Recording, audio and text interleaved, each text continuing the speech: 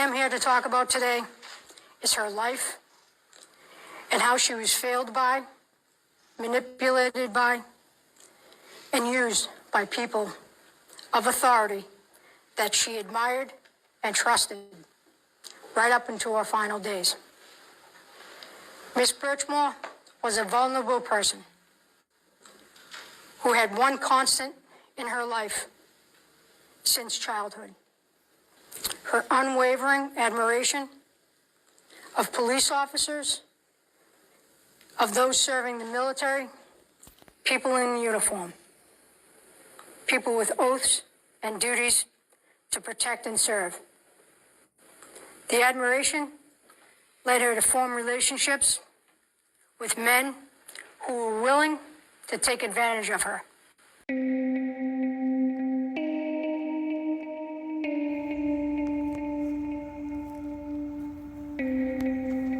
Sandra Birchmore was 15 years old when she was groomed by a police officer who passed her around to other police officers at the police department. By the time Sandra turned 23, she would be found in her apartment dead. What happened to Sandra Birchmore? Although it was set up to look like Sandra had unalived herself, a police officer was just arrested for her murder. And this is a bizarre case. Hello, my name is Holly. Welcome to the Murder She Shed. Make sure you hit that subscribe button so you can find me and Simon, my GS, down here in this big YouTube world. I mean, a nerdy girl can get lost in here, and I often do. The place where us true crime nerds unite, right here in my Murder She Shed. So join us here. We'd love to have you. Nerds unite. I don't know. Let's just keep going. Also, I still don't have my computer because them computer nerds will not give it back. And so, I love my nerds, but you need to get my computer back now. So I'm stuck with using my phone again and hooking this mic that doesn't sound very good to my phone. Let's start by saying all individuals we discuss today are innocent until proven otherwise in court. Also, viewer discretion is advised as this does involve essay of a minor. On that note, let's get right on into this case. Sandra Birchmore was raised by a single mom who was sick throughout much of Sandra's childhood. Sandra never knew her birth dad, and her stepdad died when she was young.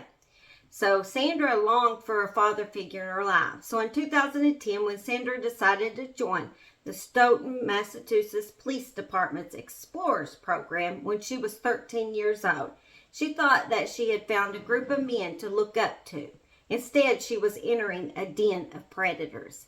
Sandra was fun and exciting and very social. She loved to laugh and have fun. Friends would often say she was an oversharer. She liked to talk and she liked to overshare. And some people thought she, there's people that just share a little too much. And like, oh, really, TMI, And she was one of those people. Friends referred to Sandra's phone as her third hand, as she could never be without it, and she often posted on social media. Officer Robert Devine was head of the Police Explorers program in Stoughton and had mentored hundreds of kids. The Explorers Police program teaches youth from 12 to 20 how to become a police officer. Devine was also a school resource officer. Was Robert Devine a predator in hiding, or were there signs of actual demon coming out to those that knew Devine? Devine had a way of picking out the most vulnerable girls that needed a father figure in their life. Devine could be seen driving around in his personal car and cop car with girls that were around 12 and 13 years of age. He also was seen by adults around him giving young girls extra friendly pats and rubbing their hair. Devine enjoyed his power over these young girls and used it for his advantage. Twin brothers Matthew and William Farwell went to the same school where Robert Devine was a school resource officer. And this is how the brothers were actually introduced to the police department's Explorer program, which they began attending while still in high school. Your name's Drew. Drew, what do you want to be when you grow up? A police officer. Good choice, pal. I dig it. That was what you were going to pick? Well, everybody wants wants to be cops. That's great. All right, so get out of here, Drew. Divine then became these two brothers' mentors. After the boys graduated high school, they both became Stoughton cops, and then they became instructors in 2012 for the Police Explorer program under Divine. Divine had mentored the Farwell brothers in every way, including teaching them how to groom young girls. Sandra was a vulnerable person who had one constant in her life since childhood, an unwavering appreciation and trust of police officers. She wanted to be a police officer one day. So when she entered the Police Explorers program, she automatically trusted her new mentors. As soon as 26-year-old Matthew Farwell became an instructor for the Police Explorers program, he began showing an interest in 15-year-old Sandra, even though he was married and a father of 2 children. Matthew sent Sandra a Facebook friend request on October 28, 2012. Sandra, like I said, was still a minor. And not only was she a minor, she was still a virgin, which interested Matthew greatly. By April of 2013, Matthew took Sandra's virginity. This has been proven through text messages. On February 11, 2020, Sandra and Matthew discussed the exact day that he took her virginity. And this is the words. Sandra, I had butterflies so bad the day you took my virginity. Matthew, me too, it was such a big day. Sandra, still know the date to this day. Matthew, really? Sandra, yes. Matthew, smiley face. Sandra, that's not a date I'll ever forget. It was April 10th, 2013. Matthew, smiley face. Sandra, best day of my life. Face with heart emoji. Emergency. Simon got me off track. And then he said, or replied, smiley face. Other text messages between Matthew and Sandra demonstrates his sexual interest in minors. On June 15, 2019, Sandra and Matthew exchanged text messages in which they discussed role-playing during their next sexual encounter. Matthew asked Sandra how old she was going to pretend to be during that encounter. When Sandra responded 14, Matthew replied with a smiley face emoji. In another conversation between them on February 21st, 2020, Matthew described pinning Sandra down during sex and asked her, will you say, Matt, stop, I'm 13, I'm not ready for this, OMFG, please stop.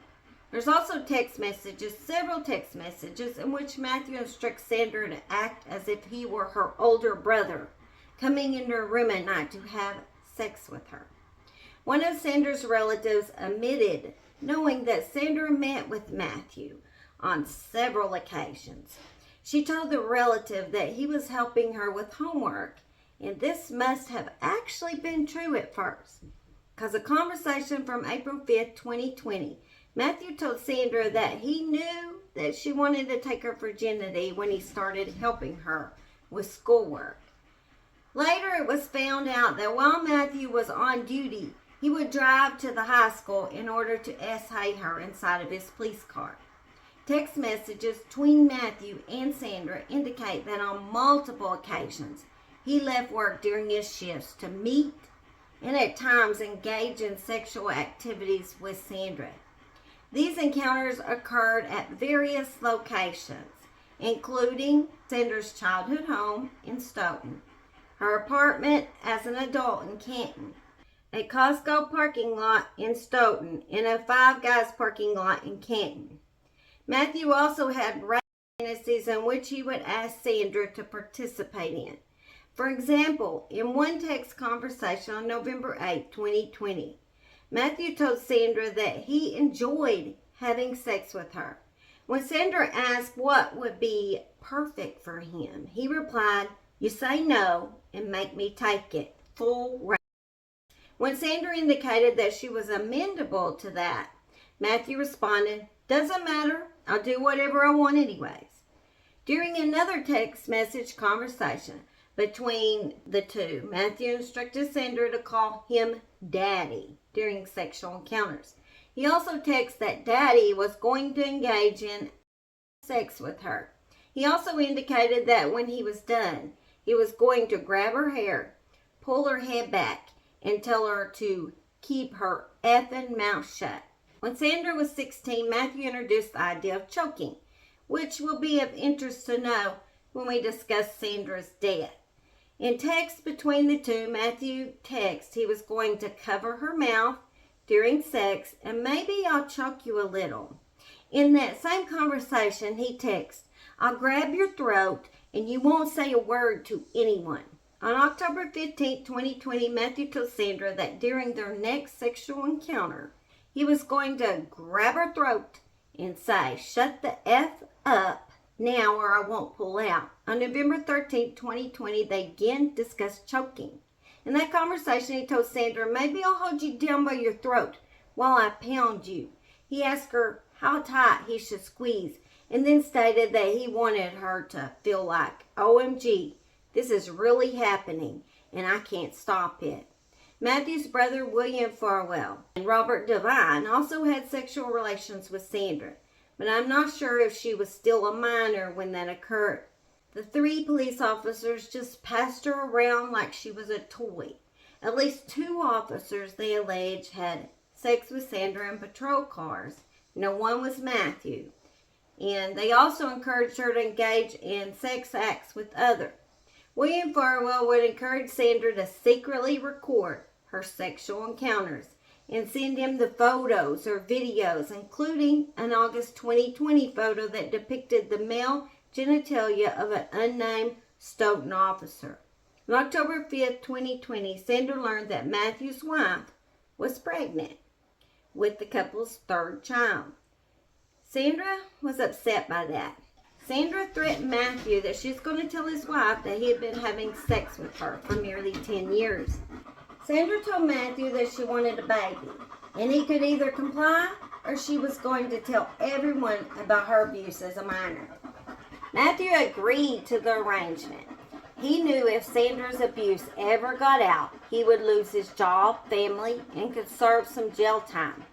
So on December 28, 2020, Sandra sent Matthew a text message informing him that she was pregnant. She sent him a photo of a poster she had made to celebrate the pregnancy. His immediate response to Sandra's disclosure about the pregnancy was, I literally have nothing to say right now. How could you express that in text when I said I don't appreciate it? After Sandra became pregnant, she felt that Matthew might actually harm her because when they were together, he would just get really mad when they would discuss her pregnancy. And he could become physically violent, she said to friends. He was 6'4" and she was a tiny thing and only 4 feet 10 inches. She was worried he would hurt the baby by hitting her in the stomach. Sandra was very excited about being pregnant and she did not want anything to happen to her little baby. Sandra began picking out clothes for this new baby and eating better for herself and the baby's health. She ordered baby items and conducted Google searches related to her pregnancy and future child-rearing decisions. After she had a sonogram done, Sandra tried to show Matthew a sonogram picture, but he just pushed her to the ground and said, "That's not my child. I don't want anything really to do with you." What an a-hole. Remember, Sandra loved to talk and had already told several people about Matthew abusing her as a minor. So on January 20th, 2021, a friend of Sandra's called the police department to let them know about what had happened to Sandra. And one of the officers told Matthew about the call. Matthew got immediately angry and told the officer that took the call not to tell anyone. Matthew sent Sandra a series of text messages with cuss words, telling Sandra that he thought no one knew about their relationship and that she had no clue how bad this was, and indicating that he does not know if he needs to worry about other disclosures, whether she keep her mouth shut. 1 week prior to Sandra's death, Matthew seemed to accept the idea of her pregnancy, but in reality, he was plotting her murder. He believed that she needed to die so she would not tell what he had done to her in the past. Text messages between Sandra and a friend revealed that she was completely shocked about the change in his attitude. Sandra wrote, "So the father came by last night. It was like a complete 360 change." Friend, 180? Sandra, yeah, LOL. Friend, good or bad? Sandra, good, but unexpected. So it kind of threw me off. It made me a little uncomfortable, but that's because of how things were going. He asked me if I'd give him a key and said that if I kept it a secret, he'll be around and see them and all that. Them as in the baby. She said, then he looked in my closet and in the bathroom, but I don't know why. I haven't figured that out. You will soon find out what he was looking at, and it's not for a good reason. She also said we started to heart, then work called him, so he had to leave. Oh, and he brought me a ginger ale because I ran out. The friend said, what about the birth certificate? She said, I think he's signing it, not sure. She also added, he's coming back again this week. But it was like a complete 180 from where we were at. Soon after, Matthew requested a key to her apartment. He told her that it was so he could come around and see her and the baby when it was born. On February 1st, 2021 at 12:19 p.m., Sandra sent Matthew text messages indicating that she was going to be released early from work that day. She actually had a job at the Sharon Public Schools. Matthew told her that he would not be in the area that day. Later in the afternoon, though, of that same day, Sandra told Matthew that she had received an early gift in the mail and that she was not planning to have a baby shower until late March, and this was because of the ongoing COVID-19 pandemic. She told Matthew that once she learned whether they were having a boy or a girl, she wanted him to purchase clothes for the child when it came home from the hospital. But Matthew had other things on his mind that day. Later that evening at approximately 9:08 p.m., Matthew sent Sandra a text message asking whether he could come by for a second. At approximately 9:10 p.m., Sandra sent Matthew a text message indicating that when he arrived at her apartment, the door would be open for him. This is the last known outgoing message sent from Sandra's cell phone. Surveillance video shows Matthew entering her Canton apartment building at about 9:14 p.m.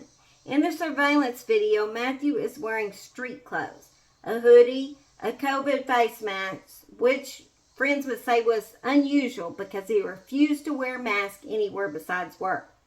The video shows him leaving her apartment at 9:43 p.m. On February 4th, 2021, after no one heard from Sandra in a few days, a well-being check was done for her at her apartment in Canton.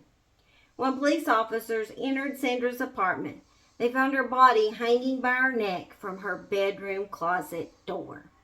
The same closet that Matthew had been inspecting 1 week earlier. Her body was seated on the floor in a reclined position with a duffel bag strap tied around her neck. Sandra's cell phone was on the floor, located approximately 12 inches from her right hand and 6 inches from her bent right knee. A log report indicates that the phone was locked from 9:13 p.m. on February 1st until the device powered off because of battery loss on February 3rd. On February 1st, while still locked, Sandra's phone recorded a screenshot of a black screen at 9:18 p.m. In other words, after sending a final text message to Matthew to tell him the door was unlocked, Sandra's phone locked and was not unlocked until after the device was recovered by police on the 4th. Health data on Sandra's phone indicates that the last movements recorded by the phone on February 1st occurred at 9:40 p.m. That was 3 minutes before Matthew was captured on surveillance video leaving her apartment. Specifically, his data indicates that the mechanism that Apple uses to record movement registered 8 steps at approximately 9:40 p.m. These recorded steps occurred while Matthew was still in her apartment. The phone recorded no additional steps between 9:40 p.m. and the time that her body was recovered by first responders on February 4th. When the investigation was first done by local police and ME, Sandra's death was ruled as, and the local police also said they found no evidence on her phone to think anything suspicious had happened. That's odd considering how much the FBI found after they later got involved in this case. Things that make you go, Soon after Sandra's death, her family went in to clean her apartment and noticed several odd things that just didn't seem to add up with the theory of this being a... For example, during the first visit, they noticed that Sandra had been in the middle of doing laundry when she died. If I was going to commit suicide, no way would you get me to do laundry first. That don't even make sense. She had wet clothes in the washing machine and dry clothes in the dryer. Why would you even started that to begin with? Additionally, they observed a homemade sign saying, "Congratulations, you're going to be a father." That sign had an ultrasound photo on it and was sprinkled with a glitter. Additionally, in Sandra's apartment, family members observed a new baby stroller that was still in its package. They also observed homemade and store-bought onesies for a baby. One onesie read, "We're going to be parents," with a set of footprints underneath. That's so sad. Sandra had packages that had been delivered recently, including clothing and other supplies for her baby. Sandra had ordered items shortly before her death that hadn't even been delivered yet and continued to arrive after she was dead. Wouldn't do that either if you were going to unalive yourself. It's weird. Finally, family members found a necklace that belonged to Sandra lying on the floor of her bedroom. This necklace, which she often wore, consisted of a thin gold chain with a pink flamingo charm. The necklace was found on the floor and wasn't taken, but the flamingo charm had actually been found in her stomach. The family members also observed that the necklace chain was broken. Not at the clasp, it's just like it's ripped. There was also a large clump of hair on the chain. The family decided it was time they got a new autopsy done because things just didn't add up. And they didn't think they did at the beginning. They didn't think she unalived herself. She had too much to look forward to. So they didn't believe when it was ruled that was the truth. So they did hire somebody else to do another autopsy. This time, the ME, Dr. Smock, who had 40 years of experience in crime scene forensic autopsy, ruled her death a homicide. First, Dr. Smock concluded that the fracture of the right superior horn of Sandra's hyoid bone is not consistent with the position in which first responders found her, which it was sitting. A sitting hanging is called an incomplete hanging, meaning only partial body weight is applied to the neck ligature. Dr. Smock's review of hundreds of cases of hangings in the forensic medical literature found no reported cases of a hyoid bone fracture in seated women. Fractures of the hyoid bone are more commonly seen in strangulation, assaults, and in hangings with full body weight applied to the ligature, but not seated hangings.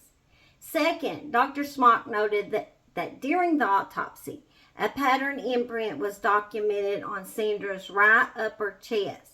The pattern imprint was the consequence of a buckle or buckles from the ligature strap being forced downward into Sandra's chest. The presence of this pattern imprint is not consistent with the ligature hanging. Thirdly, he knew the necklace that was found was a sign of struggle, with it ending with Sandra being strangled. He also saw in autopsy photos that Sandra had skin missing and abrasions on her nose. Just a few days ago, Matthew Farwell was arrested for Sandra's murder because of the persistence of her family in not believing her death was a suicide and the FBI getting involved. So finally, after not much help from local police, in fact, I'm not sure there wasn't some fishy business going on with that. They did not seem to help get this case solved. Anyway, thank God he was arrested and he was ruled a homicide, and the family gets some justice. Only in the case of Divine and Matthew's brother William, they have had no charges yet. Not sure if they're going to be charged with anything. They may get off scot-free. May you rest in peace, Sandra Birchmore. Simon thinks we're done. And we pretty much are. So I will tell y'all bye. We will get out of this she shed. And I love you guys. And y'all come back and visit me. Make sure you hit the subscribe button so you can find me again. You're gonna find me and Simon. That'd be cool. We'd love to see you in the She Shed weekly. Hopefully I'll get my computer fixed soon. Right, Simon? Let's go do something, bub. Let's go do something. Tell them bye. Tell them bye.